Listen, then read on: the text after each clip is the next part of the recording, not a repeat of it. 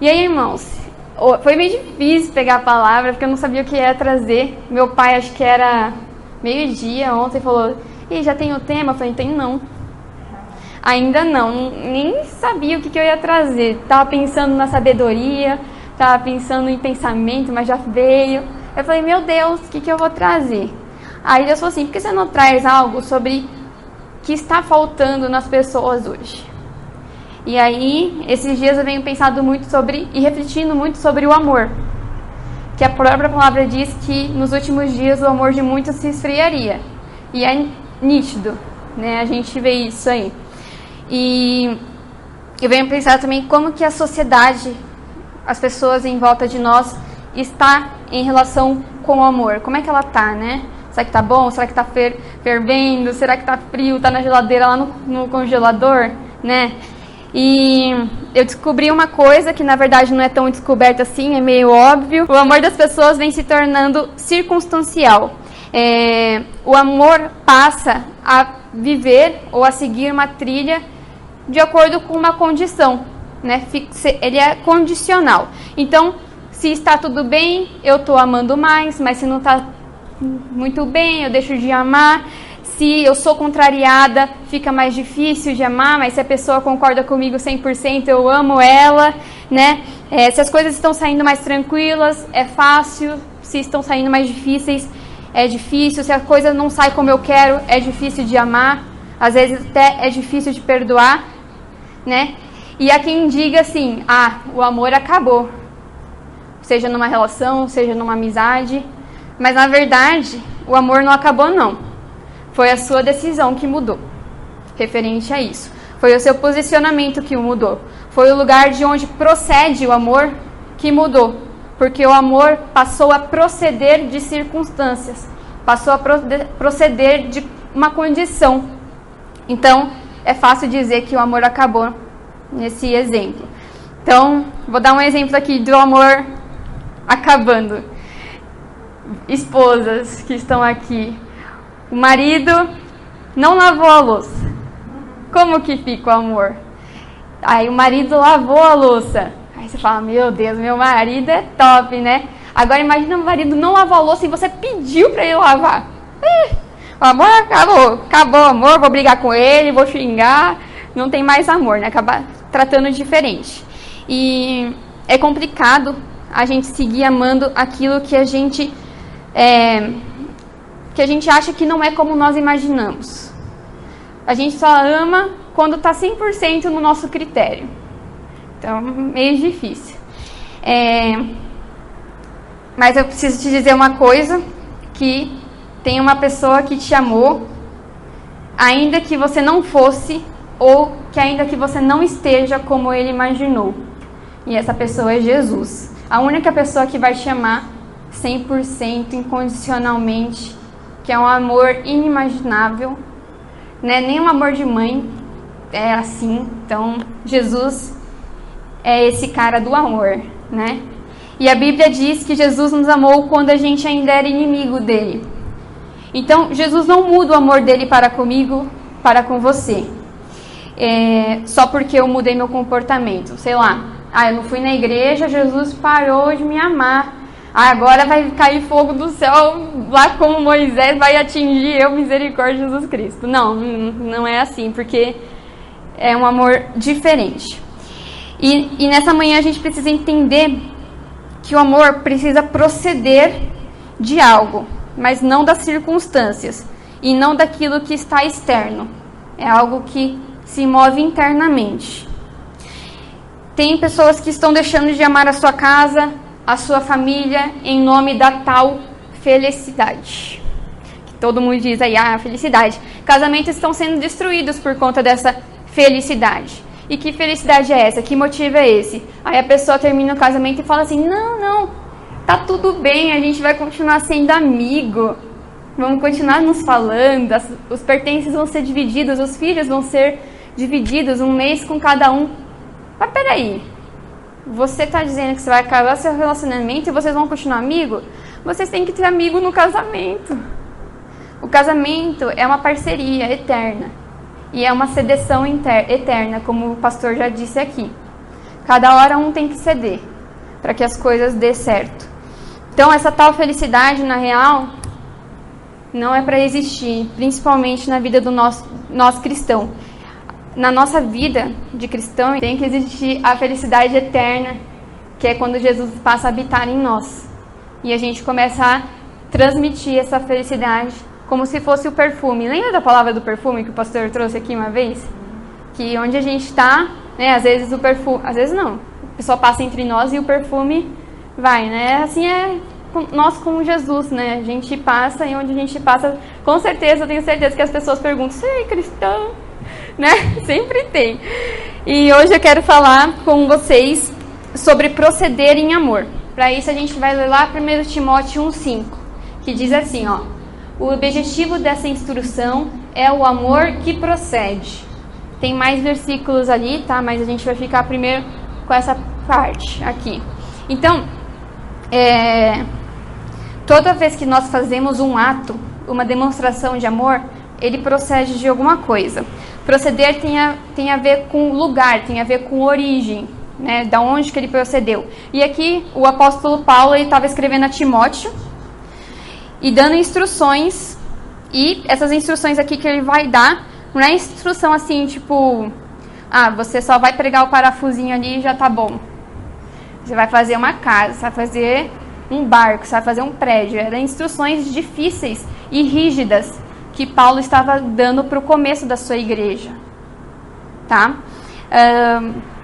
Então, Timóteo aqui, nessa passagem, é Paulo escrevendo, tá? Mas Timóteo estava em Éfeso, a cidade ela estava sofrendo influência de muitas pessoas estavam brigando por nada, por coisas inúteis. Acho que a irmã Márcia até leu uma passagem ali que o pessoal estava discutindo hoje na leitura bíblica. Então estavam discutindo por coisas que, tipo, não ia dar em nada. Não ia mover a vida de ninguém, não ia salvar ninguém, ia dar só prejuízo. As pessoas iam acabar se afastando. Então, Paulo, nas passagens, ele fala assim: você não deve ouvir os falsos profetas. A gente viu hoje sobre isso, sim. Você não deve ouvir essas pessoas que estão discutindo por coisas inúteis. Então, Paulo estava dando conselhos ali para Timóteo começar a formar uma igreja. Mas não formar uma igreja que com um vento se deixaria ir. Mas uma igreja firme, firmada em Cristo, que é a rocha. Então, Paulo estava dando instruções. O amor, ele transforma a gente. Não é ainda não, mas tá. E se o amor não tem modificado a gente, se ele não tem feito que a gente se anule muitas vezes, aí é inútil. O amor faz que a gente se anule. A gente faz que o outro, a gente pensa mais no outro, a gente deixa as nossas coisas que a gente gosta, às vezes, para viver a coisa do outro. Então, o amor também é isso. Então, o apóstolo Paulo fala assim, né? O objetivo dessa instrução é o amor. Então, o apóstolo Paulo falou assim, que eu estou escrevendo essas instruções com amor e por amor. Só que o amor, ele não procede de lugar nenhum. Ele não vem do nada. Lembram do nada? Da palavra do nada? Esse amor é um amor que, se ele vier do nada, ele é sem raiz. Ele é sem fundamento, ele é vago, ele é um amor filosófico. Hoje em dia tá assim, essa vibe de amor filosófico, todo mundo tem que falar amor filosófico, não sei o que. E esse amor filosófico, para quem não sabe o que é, ele fica muito na linha das ideias, só que não tem ação nenhuma. A pessoa fica, eu te amo sim, te amo. Mas mostrar que é bom não mostra nada, né? Ainda chuta a pessoa. Fala assim, vai pra sua casa. Muitas pessoas têm feito isso e às vezes muitas pessoas que estão na igreja vêm tratando mal algumas pessoas. Não fala com amor. E Jesus, ele tá chamando a gente pra gente ter um comportamento diferente aqui hoje. Para que quando a gente passar por uma situação cabulosa, para que a gente haja com amor, né? E não com rigidez. Para que a gente fale com amor, para que a gente tenha ações de amor, né? E a Bíblia diz que Deus é amor. E Deus está onde? Habitando em nós, a partir do momento que a gente entrega a vida para Ele. Então a gente tem que usufruir usufruir deste amor e passar esse amor para outras pessoas. Então, o amor procede do próprio Deus. Quando a gente lê aqui... Peraí, deixa eu ver se eu não mudei. Tem que passar. Então, assim, ó, o objetivo do amor, né, que Paulo estava falando... o Paulo estava falando assim para Timóteo. O objetivo dessa instrução é o amor, que procede de um coração puro, de uma boa consciência e de uma fé sincera. Então, né, o amor procede de Deus. E nesse texto a gente vai descobrir que existe 3 bases que deveria proceder o amor em nossas vidas. Então, o apóstolo Paulo diz assim, né? Eu estou dizendo para você a respeito de um amor que procede de um coração puro, de uma boa consciência e de uma fé sincera. Então, a gente vai ficar no tema aqui, nessas 3 coisas. São essas 3 coisas que a gente vai falar hoje, para que o nosso amor, que a gente realmente consiga que ele proceda de Cristo, tá? Então, a primeira aqui ele fala que é sobre um coração puro. E daí, tem Mateus 5,8 aqui para nos apoiar. Aqui é o Sermão do Monte, que Deus estava falando para os seus discípulos. Ele reuniu os discípulos no monte, e um monte de multidão seguiu ele, sentou ali para ouvir o que Jesus havia de falar. E ele olha para os discípulos e começa a falar sobre as bem-aventuranças. E dentro das bem-aventuranças existe esse versículo, que é o versículo 8, que diz assim: Bem-aventurados os puros de coração, pois verão a Deus. E lá, para a gente proceder com amor, fala que a gente tem que ter o coração puro. Então, o apóstolo Paulo está falando assim, que se eu não tiver um coração puro, eu não consigo exalar o amor. E eu não consigo, além do mais de exalar o amor, eu não consigo visualizar o grande amor que é Cristo. Então, sem um coração puro, eu não consigo enxergar. E aí, às vezes, a gente está vendo num momento, falando assim, poxa, tá meio ruim o momento. E a gente fala, não é Deus que está operando aqui, não. Só que é aí que a gente se engana, que às vezes é Deus moldando a gente e nos capacitando para uma ação. Às vezes dói ser reformulado, ser transformado. Lembra que eu falei acho que foi do barro, do jarro de barro, que às vezes ele tem que ser quebrado para se transformar num jarro novo, né? É igual a gente, se a gente quer se transformar, não vai ser fácil. Às vezes dói. E aí a gente não pode pensar que não é Deus não, viu? Porque às vezes é. Às vezes é Ele mostrando, ó, minha filha, as coisas que você vai passar aí, ó. Você tem que passar por essas coisas para que você se revista da armadura e saiba como guerrear. Né? Ali no Rompendo em Fé que a gente falou, vou lutar e vencer. Mas a luta, minha filha, não é só falar não. Não é só falar. Falar é muito fácil. É muito fácil falar. O problema é o agir. Deixa eu ver onde que eu tô. Aqui. E quem é puro de coração consegue enxergar Deus. Mas consegue enxergar Deus não só na sua vida, mas consegue enxergar Deus na vida dos outros. Por que você acha que a gente vem na igreja além de adorar a Cristo Jesus, nosso único Senhor? A gente vem na igreja porque a gente consegue enxergar Deus no nosso próximo. A gente fala, ó, Deus está falando comigo através do irmão Renato, através da irmã Dalí, através da irmã Márcia, do pastor, do irmão Bruno, do irmão Irã. O irmão Irã tocando a batera ali. Se transformou, né? O irmão Irã ali, meu Deus, gente. Viu o que Deus faz? Ensina a gente também. Então a gente passa a ver Deus em outras pessoas quando a gente começa a ter o coração puro. E Deus fala que Ele quer uma geração de coração puro. Porque só aqueles que são puros vão conseguir enxergar Deus, vão conseguir entender a palavra. E a partir do momento que entende, consegue crer e consegue aceitar Jesus, que é a salvação que Deus deixou para nós, que eu estou atropelando, que eu vou falar por último, isso aqui. E a gente precisa ver Deus não só na igreja. Ai, que difícil. Como eu disse para vocês, a gente precisa ver Deus no trabalho, com o nosso chefe, né, com nossos clientes, na família, com uma pessoa que às vezes está naquela fase rebelde, né, os jovens. A gente precisa ver Deus nas pessoas que não são cristãs e para a gente conseguir pregar para elas. Né, às vezes uma pessoa que está desviada. Poxa, você tem que ver Deus nessa situação e tentar contornar esse caminho para que a pessoa seja. Eu falei que a gente vê Deus nas pessoas que não são cristãs, mas não, desculpa aí, é na situação. Foi mal, não nas pessoas que não são cristãs. E aí, do coração puro, procede muitas saídas. Na Bíblia fala assim que o coração alegre formoseia o rosto. E tem gente que é assim, né? A pessoa, sei lá, pode estar sem tomar banho há 20 dias. Se a pessoa é alegre, ela fica a Miss Universo. E é assim. A gente não pode chegar nos lugares assim, emburrado e tal. A gente tem que chegar com a alegria de Deus, porque a gente é salvo. Essa vida aqui já vai embora. Se Deus voltar logo, né? Senhor, volte logo, quero muito. E a Bíblia também diz de outra saída que procede, é que a Bíblia fala assim que a boca fala do que o coração está cheio. Ferrou, né? Aí a gente pula essa aqui, tô brincando. Mas é verdade, né? Difícil. E Jesus quer purificar o nosso coração. Ele quer tirar as impurezas que tem hoje aqui e transformar num coração puro.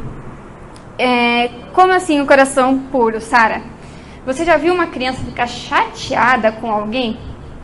No máximo a criança tá triste, mas chateada com aquele ranço. 2 minutos depois a criança já tá abraçando lá o amiguinho, tá brincando. Criança é diferente, por isso que Deus fala que a gente tem que ser como criança. Para que a gente tenha essa mesma questão do amor, né? Uma visão diferente. A gente ter a pureza e a inocência das crianças. E não era à toa que Paulo estava dando essas instruções para Timóteo, porque ele precisava conduzir uma igreja, uma família espiritual. Então não tem como conduzir uma família espiritual sem a pureza do coração, tá? Porque senão, em qualquer situação aqui da igreja, eu vou falar que a pessoa está fazendo aquilo de propósito, vou falar que ela está fazendo por maldade. Fulano respirou do meu lado porque ela tá louca. Quem é ela por respirar do meu lado? Qualquer coisinha, se a gente não tiver coração puro, a gente fala que a culpa é da pessoa. A gente começa a enxergar situações onde não tem. Sabe, criar, como é que é? Pelo em ovo, chifre na cabeça de filho, sei lá, esse negócio aqui. Isso. Então, quando a gente não tem o coração puro, a gente começa a ver coisas onde não tem. A gente fala assim, por exemplo, as irmãs que estão aqui hoje. O meu marido, o meu namorado deixou o chinelo lá na sala para eu cair de propósito. Meu Deus, aí tem que estar numa situação muito ferrada. O irmão, a minha mulher disse não, porque ela falou que eu não posso ir no futebol hoje, que eu não posso assistir futebol. Mas, ela não falou isso pro seu mal. Ou os filhos, né? Os filhos acreditam muito que os pais falam não porque eles querem ver o mal. Não, eles falam não porque ele está protegendo, né? Então, a gente tem que mudar um pouquinho a nossa ótica de como a gente enxerga as coisas. A gente tem que colocar Deus ali nas nossas situações. E o amor também, hoje em dia, ele se tornou muito relativo. Tipo, você começa a falar de amor para uma pessoa e a pessoa fala, o amor não é bem assim. Minha filha, tô falando que tá na Bíblia? Tá na Bíblia. A Bíblia é meu manual de vida. E ser cristão não é ouvir o mundo. Ser cristão é ouvir a palavra, seguir e caminhar com base nessa palavra. Mas o coração puro é consequência de outra coisa que Paulo falou. Deixa eu ver se é só isso aqui mesmo. Deixa eu ver. Isso. Então, olha só. Coração puro é o primeiro, tá? Das 3 bases. E a segunda é a boa consciência. E o que é consciência, né? É o pensamento, né? Tem relação com o pensamento, tem relação com a sua mente, né? O que você anda pensando. E o coração corrompe quando a mente começou a pensar. Quando você começa a pensar aqui, dá um negócio aqui, move, né? Então, se você pensar que alguém falou mal de mim, ou alguém vai falar mal de mim, já começa o aqui dentro, né? Então, às vezes, o coração corrompe por causa da nossa mente. Então, primeiro eu penso, depois eu sinto. É preciso ter uma boa consciência e conhecer a si mesmo para que a gente transborde esse amor. E aí a gente vai seguir com a palavra aqui em Romanos 12, que é: não se amoldem ao padrão deste mundo, mas transforme-se pela renovação da sua mente. né? Então existe uma transformação que vai acontecer na nossa vida se a gente deixar. Até porque a Bíblia diz que as misericórdias de Deus se renova todas as manhãs. Se a misericórdia de Deus se renova todas as manhãs, por que a gente continua no mesmo conceito sempre? Por que a gente continua os mesmos? Tipo, eu saí da igreja e falei, cara, que palavra boa, eu vou começar a orar todo dia, eu vou começar a ler a Bíblia todo dia, eu vou começar a falar lá no grupo todo dia, bom dia, fazer uma palavra, vou começar a fazer o estudo lá que a Sara está passando na igreja todo dia, espero que os irmãos estejam fazendo ainda a Bíblia em 1 ano. Rapidinho. Né? Menos de 1 ano, viu? Menos de 1 ano. Aí você sai assim, pô, vou fazer. Aí você, vou não. Acordei tarde. Tenho louça pra lavar, tenho comida pra fazer, tenho filho pra cuidar. Mas peraí. Tira só um pouquinho do seu tempo pra Jesus. É só um pouquinho. Não precisa tirar 24 horas do seu dia. Se você quiser, ia ser ótimo. Mas se você não tem, se você trabalha, tem outras coisas, poxa, é só uma hora para você de noite, de manhã, acorda mais cedo, vai dormir mais tarde, para você conseguir aprender de Cristo. E aí Jesus chama a gente para a gente ter uma consciência boa e entender qual é o estado. E aí que entra outro problema. O problema é que a gente às vezes se acha mais top que o outro. A gente fala, eu tô com a razão, esse aí não tá com nada, hein? Esse aí tá super errado. E a gente fala, meu filho está errado. Já começa com as 3 bombas assim na cabeça do fulano. E aí que tá errado também. A gente chegar com as 3 pedras assim e atacar, né? A gente tem que chegar com amor e falar, não é bem assim, tá escrito assim. Tá escrito assim na Bíblia e tal. Ou olha, o jeito que você tá tratando a outra pessoa tá errado, como meu chefe falou, né, pra mim, que eu tava meio estressada. Então, chegar na calma, demonstrando amor, né? E aí, a gente começa a falar assim, fulano errou, fulano não sei o que, só acredito vendo se ele muda mesmo, eu só acredito quando ele mudar, quando ele se transformar. Então, é melhor a gente começar a nos enxergar, colocar um espelhão assim, e falar, opa, será que eu não tô igual ao fulano não? Será que eu já não fiz igual ele? Qual que foi, né, como que eu mudei? Será que eu não falo pra ele como que ele muda? Então, a gente está, às vezes, perdendo a boa consciência e, às vezes, a gente, perdendo a boa consciência, a gente deixa de provar as coisas que o Senhor tem pra nós. Então, assim, é só ver aqui, porque senão vai passar o tempo. Renovar a mente no contexto de Paulo é para que a pessoa consiga participar do corpo de Cristo, tá? Então a gente deve ter essa carência da glória de Deus para que a gente se diminua, né? Que tem até o hino, né? Que ele cresça, que a gente diminua, para que a gente consiga enxergar as coisas de outra maneira. Então é como se Deus desse uma medida, como se a gente fosse uma balança, né? A gente estivesse aqui em cima. Cara, a partir do momento que a gente está aqui em cima, a gente não consegue enxergar o outro aqui embaixo. E aí a gente começa a falar assim, pô, eu sou melhor, eu tô certo, eu tô com a razão, o outro que se lasque. Só que Deus fala assim, pô, vocês são iguais. Vocês têm que se enxergar o mesmo, se ajudar, vocês são um corpo de Cristo. Se enxerguem igual. E aí passa a ser igual e você passa a enxergar o seu próximo aí. E até às vezes perdoar o próximo com mais facilidade, né? Você também descobre que errou, que não foi 100% a pessoa que errou. Às vezes você tem nem que pôr 1% ali, que você também tem que dar perdão para essa pessoa.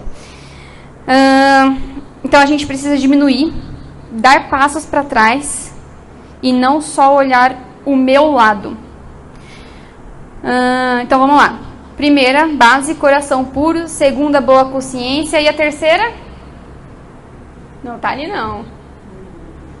Alguém lembra qual que era? Ih, não lembram. Tá, peraí que eu esqueci desse hino aqui. Sobre a mente, né? Sobre a consciência. Peraí, deixa eu voltar. Não se amolde ao padrão deste mundo, mas transforme-se pela renovação da sua mente, para que sejam capazes de experimentar e comprovar a boa, agradável e perfeita vontade de Deus. Aí, muitas igrejas param aqui, né? Mas tem os versículos abaixo. Pois pela graça que me foi dada, digo a todos vocês, ninguém tenha de si mesmo um conceito mais elevado, que é o que a gente falou, né? A gente tem que enxergar o próximo também, do que deve ter, mas pelo contrário, tenha um conceito equilibrado, lembrem da balança, de acordo com a medida da fé que lhe concedeu. Então, agora sim, qual que é a terceira? Oi, gente. A fé sincera. Então, vamos usar... isso mesmo. Vamos usar 2 Timóteo 15, 1:5, que diz assim, recordo-me da sua fé não fingida, que primeiro habitou em sua avó Loide, em sua mãe Eunice, e estou convencida de que também habita em você. Então, o que isso mostra? O que isso mostra? O que vocês acham? Que eu posso fingir ter fé. Ferrado, hein? E o que é fingir ter fé? É crer quando eu não vejo. Só que assim, bem-aventurado os que não viram, mas creram. E a fé é o firme fundamento do que eu não vejo, mas do que eu espero. Então não adianta a gente ter um coração puro, uma mente equilibrada, e agora eu preciso enxergar até do que os meus olhos estão vendo e eu não consigo. Então, a gente tem que ter essa fé sincera, genuína, não fingida, que não engane a gente. Porque ninguém aqui gosta de ser enganado, tenho certeza. Eu não gosto. Misericórdia, já dou logo um... Tô brincando. Mas eu não gosto. Então, às vezes as pessoas estão cansadas de orar por uma tal situação que não consegue atingir.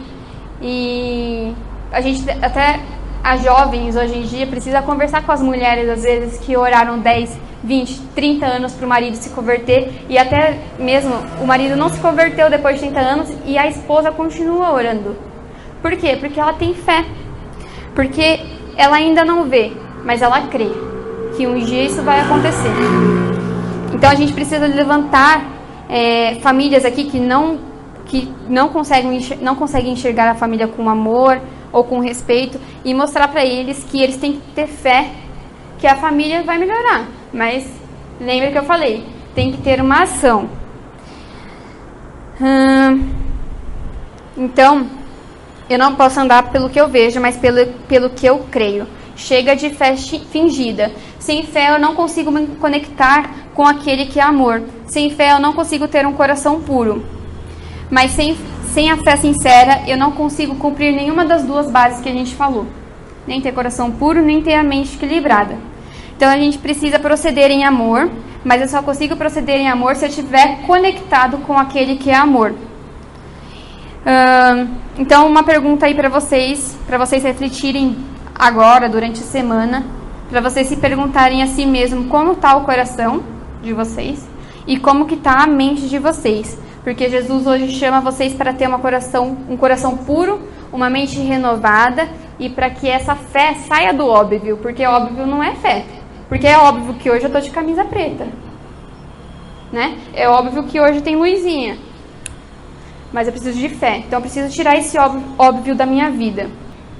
Ora, sem fé é impossível agradar-lhe, porque é necessário que aquele que se aproxima de Deus creia que Ele existe e que é galardoador dos que o buscam. Então, sem a fé, é impossível a gente agradar o nosso Deus. Aquele Deus que move as montanhas, que abriu o mar vermelho, o Deus que curou enfermos, o Deus que, mais do que isso, pagou o preço por nós pecadores, que a gente não merecia, e o Deus que ressuscitou e hoje vive, e o Deus que vai voltar, e que a gente vai reinar junto com Ele para sempre, sem preocupações, só amando a Cristo, o nosso grande amor. E para finalizar aqui, irmãos, passei 2 minutos, mas para finalizar aqui, é um texto meio grande, parece, mas eu vou ler aqui. Quando chegaram ao lugar chamado Caveira, ali o crucificaram com os criminosos, um à sua direita e outro à sua esquerda. Jesus disse: Pai, perdoa-lhes, pois não sabem o que estão fazendo. Então, eles dividiram as roupas dele, tirando sortes, o povo ficou observando, e as autoridades o ridicularizavam. Salvou os outros, diziam, salve a si mesmo, se é Cristo de Deus o escolhido. Os soldados, aproximando-se, também zombavam dele, oferecendo-lhe vinagre. Diziam, se você é o rei dos judeus, salve-se a si mesmo. Havia uma inscrição acima dele que dizia, este é o rei dos judeus. Um dos criminosos que ali estavam de pendurado lançavam-lhe insultos. Você não é Cristo. Salve-se a si mesmo e a nós. Mas o outro criminoso o repreendeu, dizendo: você não teme a Deus, nem estando sob a mesma sentença? Nós estamos sendo punidos com justiça, porque estamos recebendo o que os nossos atos merecem. Mas este homem não cometeu nenhum mal. Então ele disse: Jesus, lembra de ti de mim quando entrares no teu reino. Jesus respondeu: eu garanto que hoje estará comigo no paraíso. E aqui, se eu não me engano, é Dimas, né? O bom ladrão, que não existe, né? Ladrão bom. Mas ali na cruz, ele se arrependeu do que ele fez. E a partir do momento que ele se arrependeu, ele começou a enxergar Deus. Porque ele não estava acompanhando o que Deus estava fazendo. Apenas as pessoas ouviam. E ouvir não é ver. Ouviu e ele creu que Deus é o único Salvador. E porque ele creu, hoje está com Deus.